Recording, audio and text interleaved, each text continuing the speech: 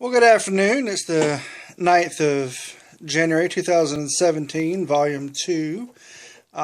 Today we're going to cover Reception, Basic, and AIT. As I left off in the last video, Jacob and I just got dropped off at the Reception Battalion. It was the 120th AG Battalion there at Fort Jackson.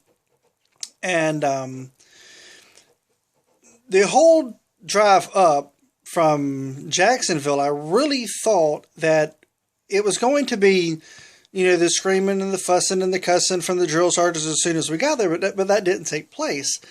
There was just the two of us, and I know that was not the norm for people whenever they get dropped off. Usually it's probably one or two whole vanfuls or a large busload they take from the airport.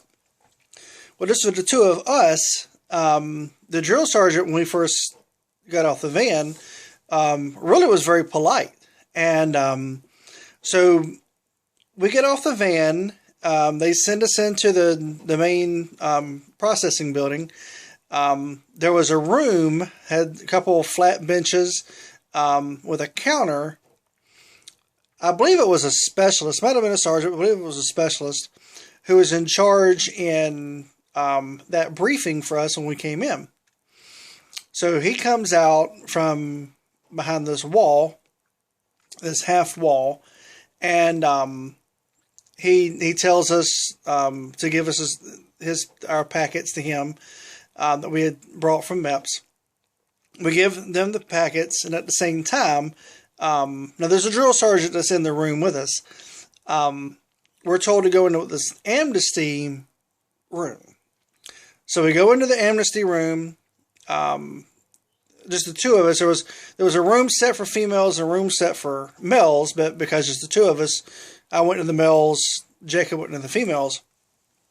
And you're supposed to, in the amnesty room, discard anything that you brought with you. It's the last chance you get to discard anything that you brought with you that you're not supposed to have with you during training. I'm not going to go into it, but there was several things in the trash can that, other guys had brought, some material that you're not supposed to have.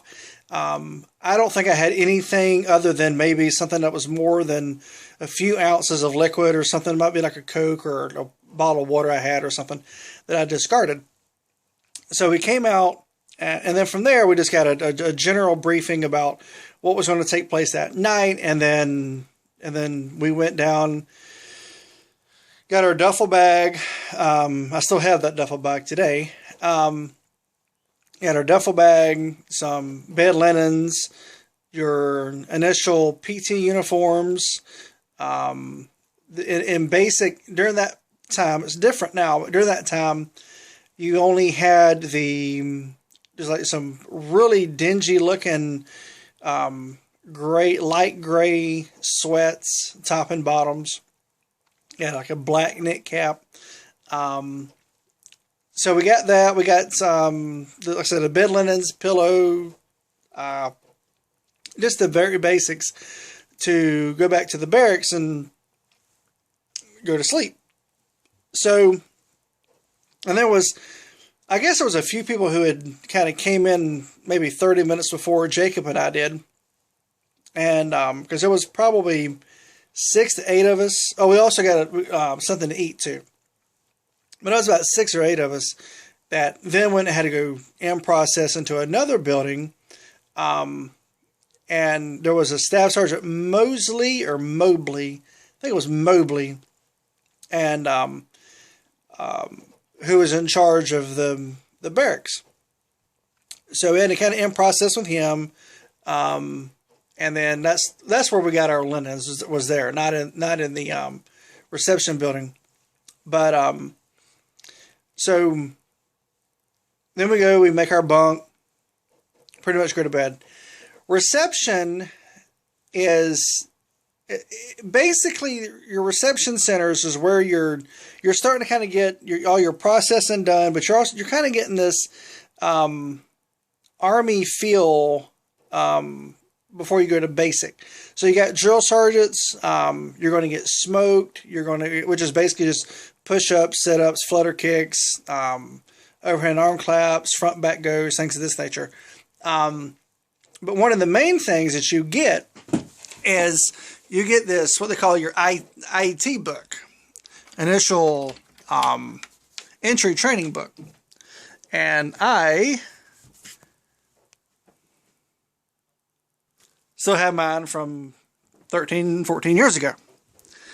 And in this book, in the very back of it, is a thing called your general orders. It was G1, page G1, I think it is. A, B, C, D, E, F, G, H, I, J, K,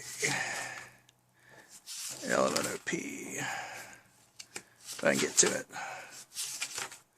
Anyway, so this book, you got your general orders, and this next page here. Yeah, right here.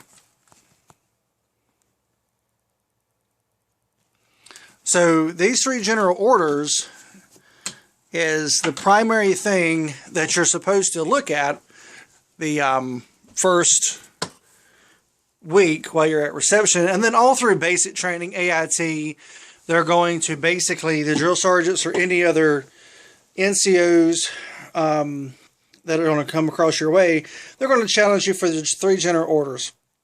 And if you can't recite them back, you get smoked again. And but you learn the buddy system, the term called a battle buddy system.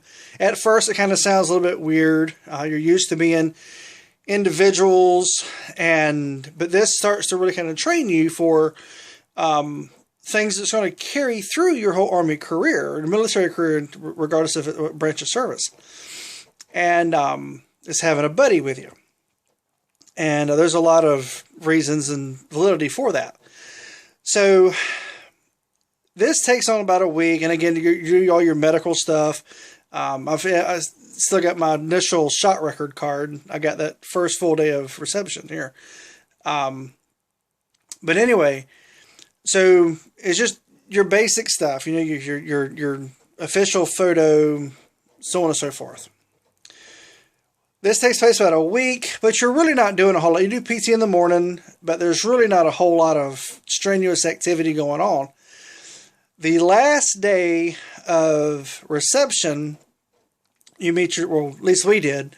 We might do a little bit different now, but you meet your drill sergeants that you're going to have through basic training. And ours, we had 3. We had, the main one was a Sergeant First Class, Sergeant First Class Brewer. Then there was Staff Sergeant Huff and Staff Sergeant Garcia. Garcia was a female. So they line us up in what is basically your main briefing room there at the 120th, and you do a lot of ceremonies in there and church services and so on and so forth. Well, anyway, so we're in there. They line us up. We set us down. That's when we get to meet our drill sergeants, and they're all very nice and so on and so forth. I mean, I wasn't, buying, what they were putting out. Again, I was 26 when I went in, so I was a little bit wiser than the 17, 18, 19-year-olds that was just coming in. And the female, Drill Sergeant Garcia, she was calling us honey, darling, dear, all this kind of stuff. And Drill Sergeant Brewer was very nice, pat you on the back, all this kind of stuff. And Drill Sergeant Huff was a little bit quieter and standoffish and everything. And he had this way of his posture and everything. It kind of set him apart just a little bit than the other 2. But we load up our bags onto the buses and everything, and typically you're supposed to the buses will go like a 30-45 minute route between the reception center to the basic training site. For us, I'm not 100% sure why it was a little bit different, but we basically went straight from point A to point B. And in the meantime, they gave us a couple pieces of paper to fill out. And one of them was this piece of paper basically stating you wanted to involve yourself in airborne PT because even though it wasn't in your contract, you would like to go to an airborne school after basic and AIT. For whatever reason, I didn't check that block. I didn't fill that piece of paper out, and thought about doing it, but I didn't do it. Well, anyway, so we get to the basic training site, and we were going to be in Bravo Company, 3rd Battalion, 3rd Infantry Division, which was the 313 more company and all. So we get there, and Drill Sergeant Huff had stayed on the bus with us, and Brewer and Garcia had left in a van to head back to the company area. And they were waiting on us whenever we got there and got off the bus. Well, Drill Sergeant Huff, of course, was sitting at the very front, and he starts fussing and cussing and telling us to get off the bus. I had a little smile on my face because I thought the whole thing was funny. He didn't think my smile was funny, that's for sure. And so they hustle us into the company area, which is downstairs. They call these things starships, and the buildings. They line us up in a formation. They're fussing and cussing and, the whole 9 yards. And I can't remember if they smoked us or not. They probably did. You do about 10,000 push-ups in basic training. And so then we also had to dump all of our bags in this one little spot. For whatever reason, I was one of the first ones whenever they broke us from that formation to go into the we were on the third platoon, so we were going to the very top. Go to our bay. I grabbed, I think it was like 3 bags, might have been 2, but I think it was 3. Didn't matter if it was your bags or not. You just grabbed bags and you went. And we had to use the staircase in the very center of the building. And so we run up, and whenever I get to the very top, I see Drill Sergeant Huff again. He's screaming and fussing and telling me which way to go. So whenever you came in, there was a certain way you had to do it. When you went into the doors, you had to veer to the right. You go all the way back. It's like it's in a rectangular shape. And then you went around what they call the kill zone, and it was nicely painted, had a bunch of little designs in there. And then you go all the way around, and you throw all the bags into the kill zone, and then from there, when everybody's in there, they kind of do like a roll call, if you will. The drill sergeants kind of come up in your face, look at you and everything, and you just kind of get measuring you out and everything. You're kind of measuring them a little bit. They're measuring you. Most of everybody was, scared to hesitant. I was slightly hesitant and everything. Again, I was a little bit older. I didn't expect a whole lot there. But so then we had to, I think we broke for, get ready to go down and meet the chaplain or whatever it was. And then from there we went to eat or something. But anyway, so the first day was basically just, getting us in the right place, and getting us set up. They taught us how to put our wall lockers together, so on and so forth. Well, anyway, the first 3 weeks of basic training is what they call red phase. And there's white phase and there's blue phase. Red phase, the basic point of red phase is just to beat you down. And that's it. Just to beat you down, beat you up. The drill sergeants themselves are not putting their hands on you, but it's literally for you to, because you hardly get any sleep. We did get to eat pretty good that first week. That changed after the first week, that's for sure. But red phase, it is just to beat you up. That's it. And you start to kind of get the idea that, this is real. It's not a joke anymore. It's not just some fairy tale ideology that some kids got in their head what it's going to be. This is real. So the first week is just really just beating the crap out of you.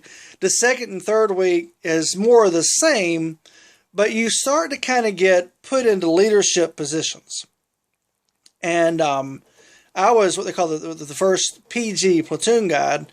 Had no clue what I was doing. think it was like the second or third full day they put me in that position. And basically all it is you just get accountability of who your people are.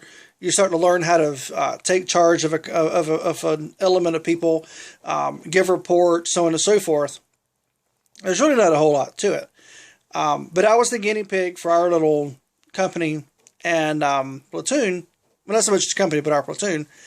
And, there's some things I did pretty good, some things I didn't do pretty good. But you also get put in squad leader positions.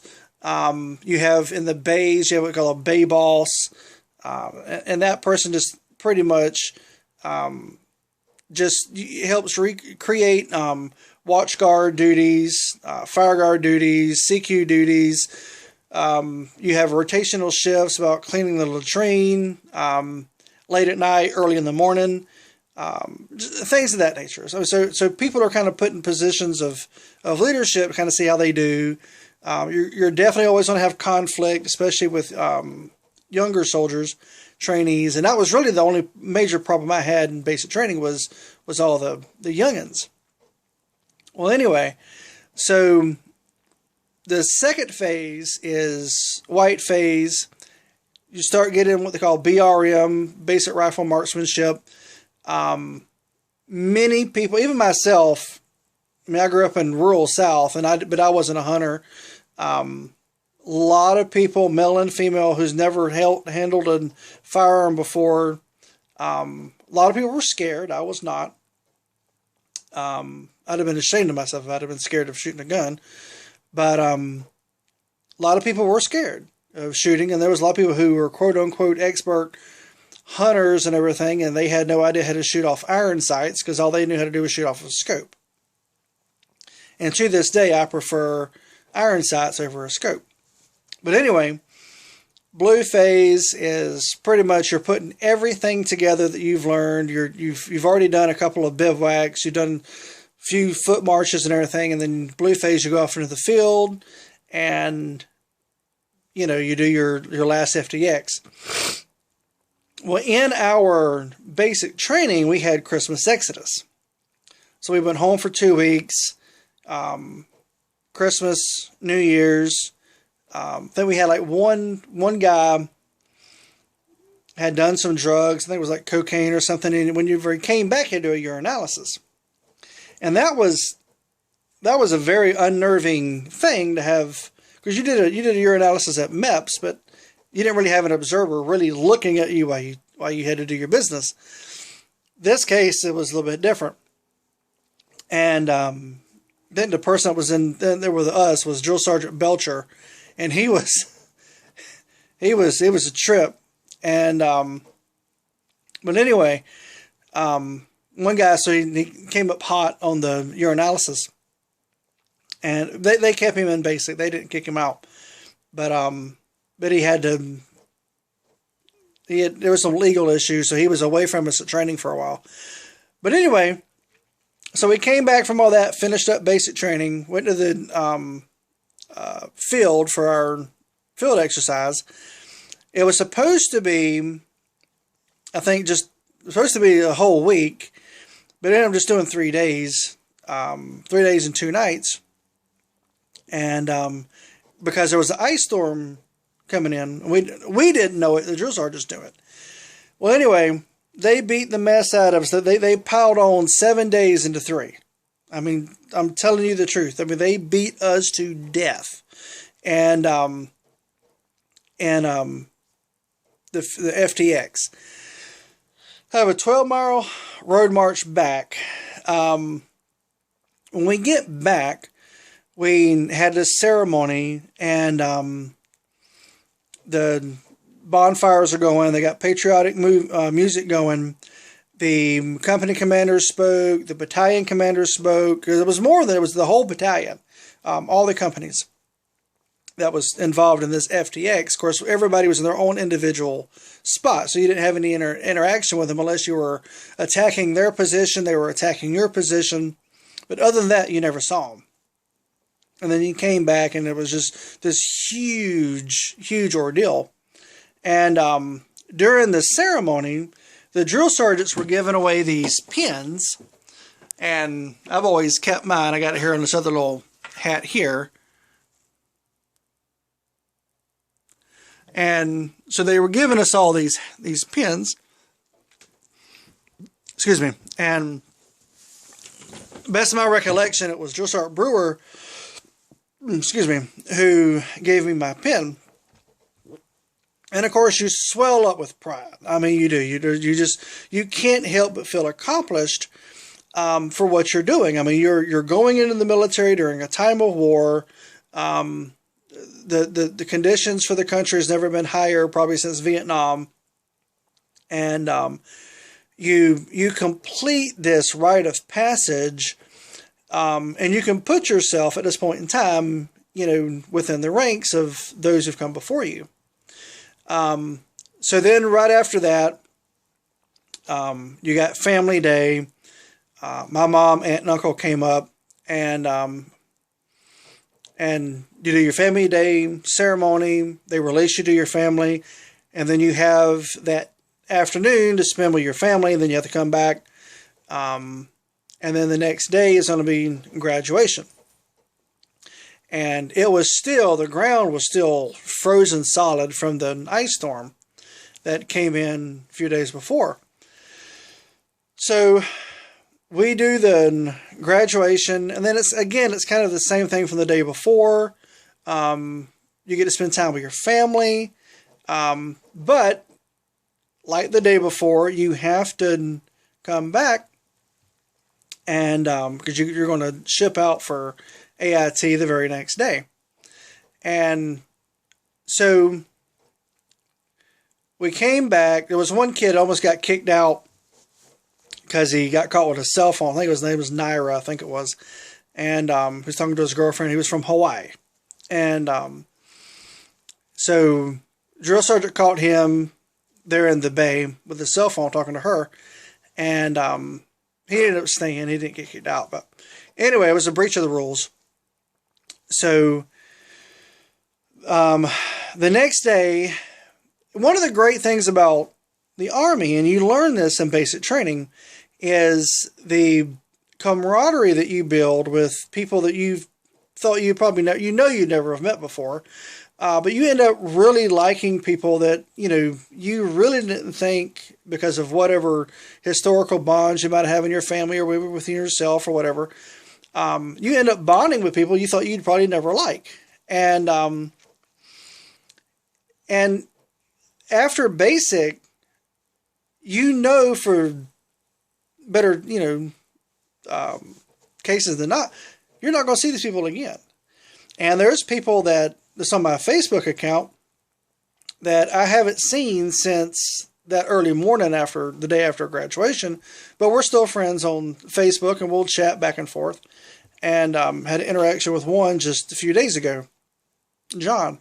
And but anyway, so you say your goodbyes. They kind of separate you in different areas for those who are going to whatever post. So it's easier to get you to go load up your bags and so on, because you're going to go to the airport or what the case might be. Well, I was staying right there at Fort Jackson, and there were several of us that were going to be 42 Alphas that were staying there. There was some going to be mechanics that were staying there. Of course, 42 Alpha School is at Fort Jackson. Most of all your 42 Alphas who are in basic training go to Fort Jackson. Some go to Fort Benning and some other places, but the primary bulk are going there at Fort Jackson. Well, anyway, they kept us out. It was god-awfully cold that morning, and so they kept us out, and a lot of us got sick. I got sick, and so they came and got us finally. You had the M process there, and I'm not going to say I hated AIT. I hated it with a passion. For me, we were not busy enough. I really enjoyed basic because we stayed busy, and in AIT you just have way too much time. You do PT, of course, in the mornings. You go back, you eat, take a shower. You march off to class, you go to class, and then it's just sitting in class. And our MOS, I mean, there's a lot of little tiny little things you had to kind of pay attention to. Very tedious at times. And then you get done with your class day, and then for good 3, maybe 4 hours, you have free time. And it's not that I was against free time. It's just whenever you have so many young soldiers, because now you're officially a soldier, who's, come from this very rigid structure, basic training, into a situation where you got a lot more free time, all sorts of things take place. And I think the most notable thing that ever happened in AIT was the Super Bowl against the Carolina Panthers, and the New England Patriots. And that's when they had the Janet Jackson, Justin Timberlake wardrobe malfunction. And ironically enough, we were there in the day room watching it, and I literally, basically the second that took place, I literally had taken my eye off the TV, and I was going to make a statement towards one of the females that was sitting. She was in basic with us as well. There was 2 of us. There was Brittany and Sarah. I'm still friends with them today. And I was going to say something to them, and that's when the whole thing took place, and I didn't see it, and never have I seen it since. I've never, looked it up. But anyway, that was a notable thing ever happened in AIT. Well, there was a weekend that was a very crazy weekend. We had OPO, off post overnight, and there was some shenanigans that took place, and I pretty much kept my nose clean. I'd gotten a 12-pack of beer and some chewing tobacco, and ordered a pizza. So I stayed in the room. I didn't go out and do any of the shenanigans. But that's for another private conversation. A lot of crazy stuff. Well, anyway, the couple weeks later, we graduate from AIT. You're a certified soldier. You're a certified professional within whatever field you're going into. And then it's on to your Reserve Center, National Guard Center, or active duty. And I have the pictures up here for basic and AIT. The top one is basic. The bottom one here is AIT. So there's basic training right there. There's Drill Sergeant Brewer in the very center. I'm in the top corner up in there. I think it's me right over in there. And then it's the AIT picture here. And that's me there. So there it goes from getting off the van, not really fully knowing what to expect, all the way through reception, basic training, and AIT. So this is the end of volume 2, and the next video I'll post is dealing with my time in the reserves with the 160th MP Battalion in Tallahassee, Florida. And this is Caleb signing off today.